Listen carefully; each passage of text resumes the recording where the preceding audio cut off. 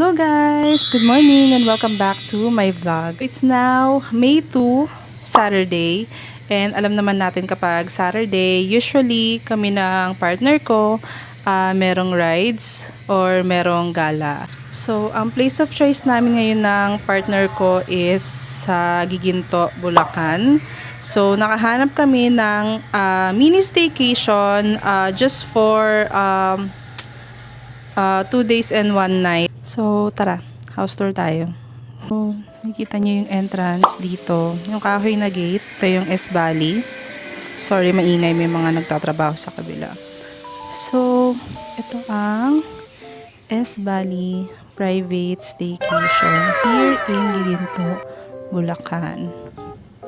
So, maliit lang siya. Again, very compact. Mas maganda siya for 1 to 2. Actually, small group of people lang. Sa mga 4.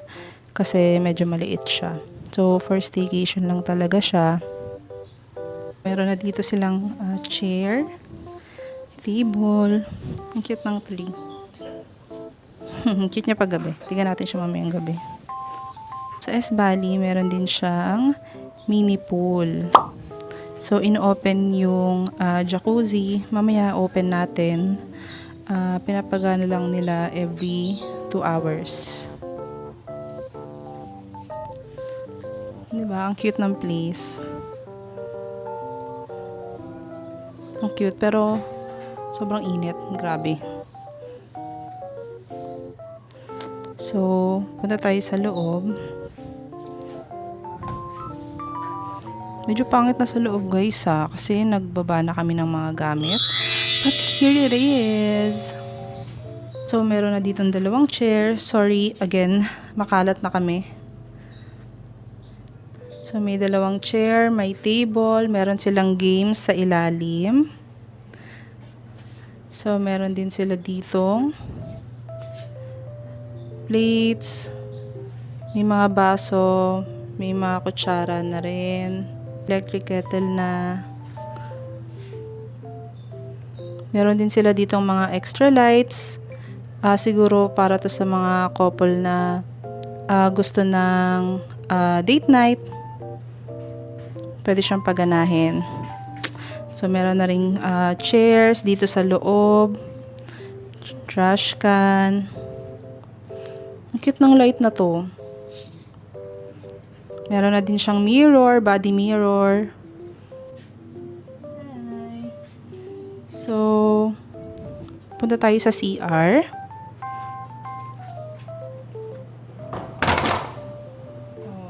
Ito, sliding door. So, dito sa CR, meron silang sink. As usual, meron talagang sink. So, very plain lang naman yung CR. Meron na ding shower. Medyo mahina nga lang yung pressure ng water dito. I don't know. May problema sa water. Pero check na lang ulit namin mamaya kapag gumamit kami or kapag naligo kami. Yan. So, meron ditong bintana sa taas. I'm not sure kung mababasohan ba tayo pag naligo tayo. Sana hindi. So, punta naman tayo sa taas. So, pagpasensyahan nyo na yung taas kung medyo makalat. Dahil, again, nagbaba na po kami ng mga gamit. So, ito ang sleeping area ng S Valley. So, ang laki ng TV niya guys. Tingnan nyo. Social. Tapos, ito yung bed nila. Cute ng lights. Very simple lang naman yung bedroom space nila. Andito na yung internet. Kung gusto nyo ng view, oh, ang cute. Merong view sa labas. Medyo mainit nga lang, so hindi suggested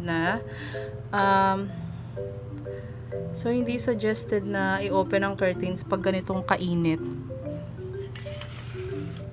So, yun lang naman guys. Very maliit lang naman yung space ng S Valley, pero cute, 'di ba? Pero mamaya itatry namin yung pool. Itatry namin yung pool and kakain na kami ng lunch namin. So, see you guys!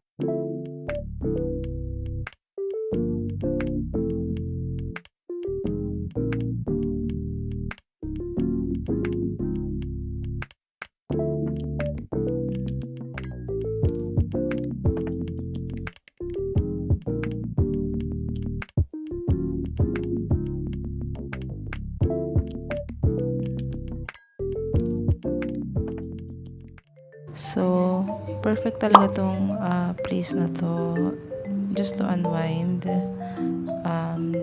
At least for the weekend. Maganda yung bedroom space niya kasi para ka lang talagang Netflix and chill. Gusto nyo mag-food trip ng partner nyo, kung gusto nyo mag-food trip mag-isa, perfect tong place na to. Dapat magsiswimming pa kami ng partner ko ngayong gabi. Kaya lang kasi sobrang antok na kami, hindi pa kami natutulog simula nung pumunta kami rito. So, hindi na muna kami mag-swimming for now. So, to spend the rest of the night, manonood na lang kami ng Netflix or YouTube. And kakainin na lang namin yung mga snacks namin bago kami matulog. So, see you guys tomorrow.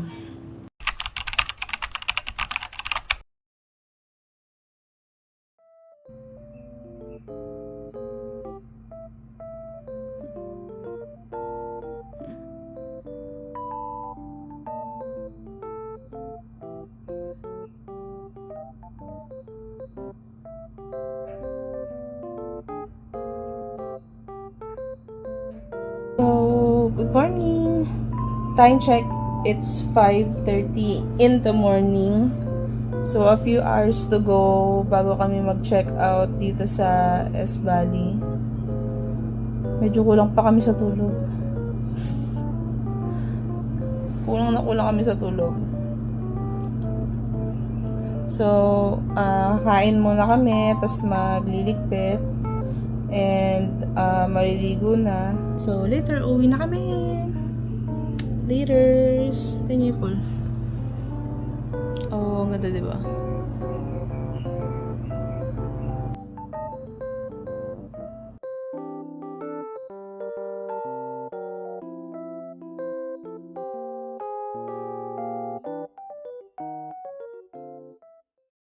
Wala. Dito lang muna tayo sa dapat mampol, di ba?